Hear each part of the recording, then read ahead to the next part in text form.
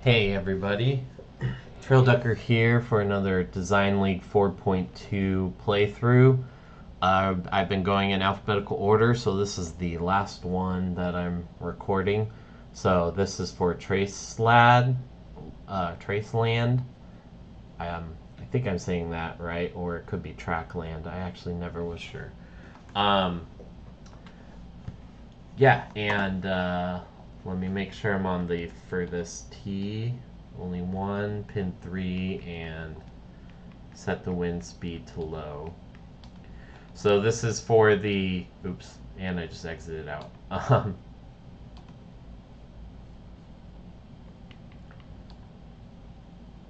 Now you get to see me do that again.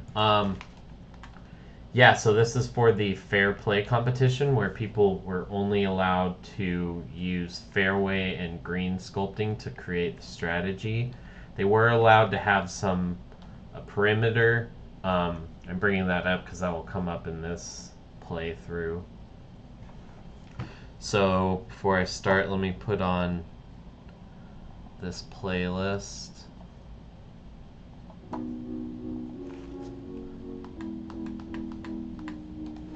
All right.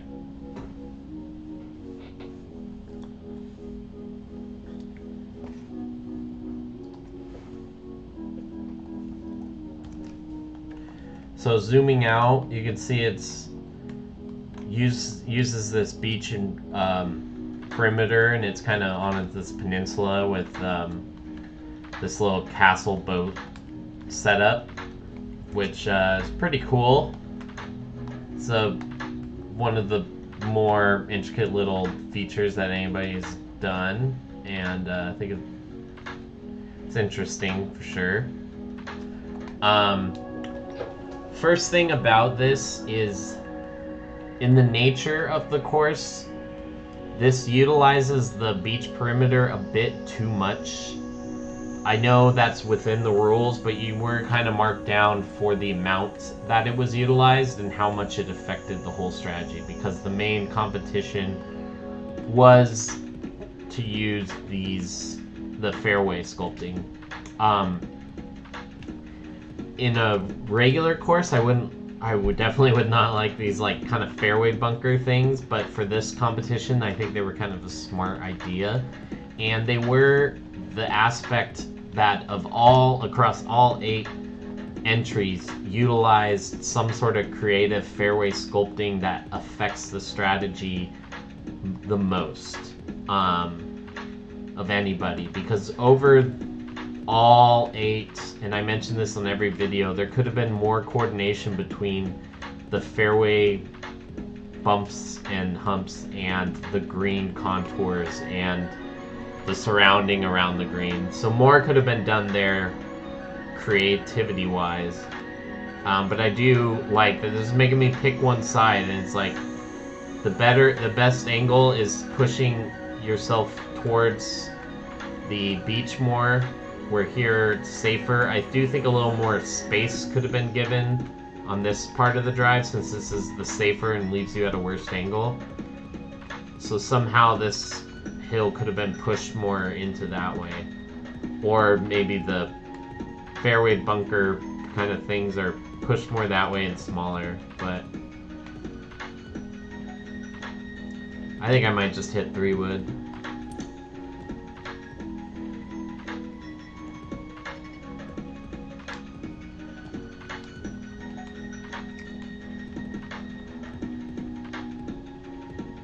Green's not bad. This kind of two-sided might be a little squirrely. It looks like, especially on the right side, it could be flattened a little more just because these greens are so difficult in this game.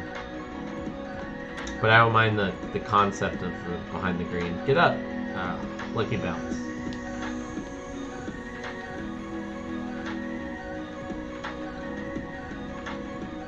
Let me get this mouse out of the way. There.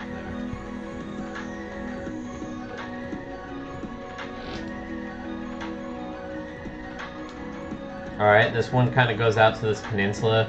This green is humongous. I feel like this green could have been shrunk in half. I do like this concept of the whole kind of like a cape style green where it just pokes out. Yeah, I feel like where that red slope is, that's right in front of me, that could have been the end of the green. And all of this could have been just left out. Maybe even closer, but I do like that as kind of like a kicker to aim for.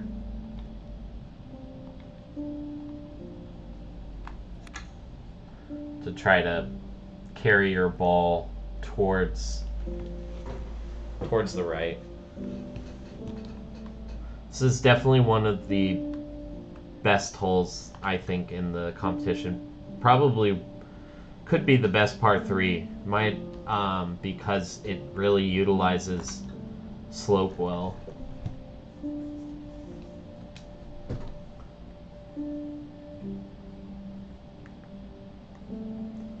Kind of like that punch bowl green location. But again, this is more just like hit straight. And don't go left more than don't go right, because that's the worst. That's a worse miss.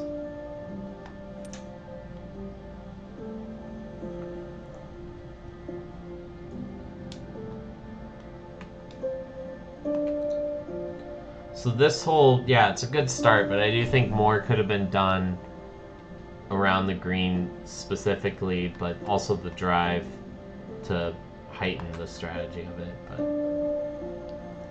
there we go.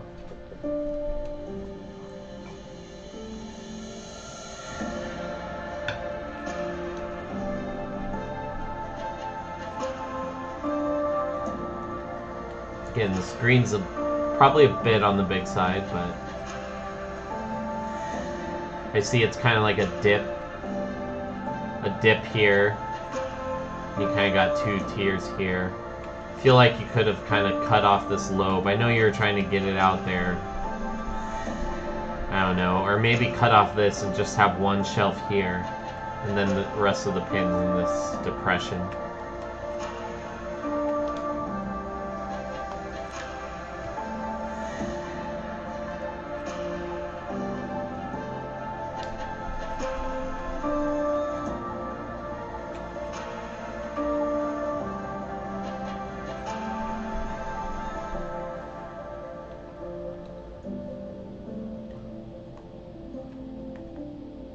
I like that little hump in front.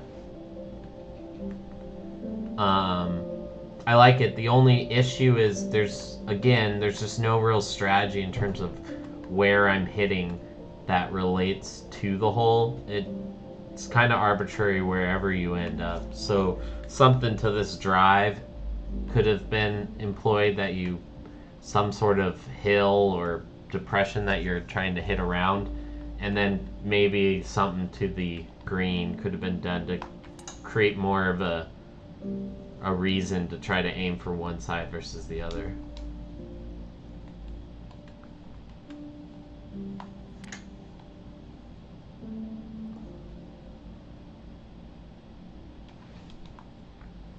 This sculpting's a little severe on this back part of the green. That could have probably, yeah, that.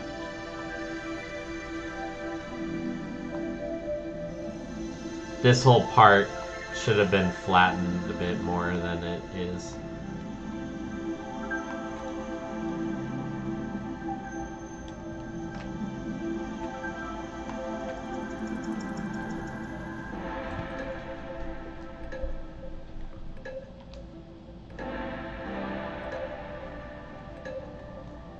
So the kind of fairway bunkers popped out again.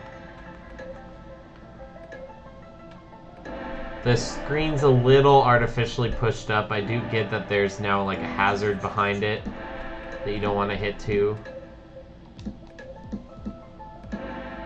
But it's also kind of hard to bounce the green up with it being a par 5, so I don't know, I feel like a little more finessing of the slopes is kind of needed on this hole.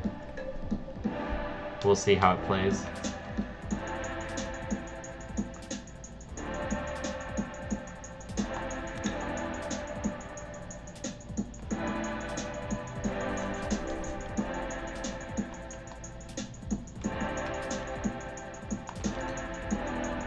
Yeah, this whole that green's a little artificial and stands out versus the rest of the holes. Oh, I way over slammed that. Oh, luckily it was uphill.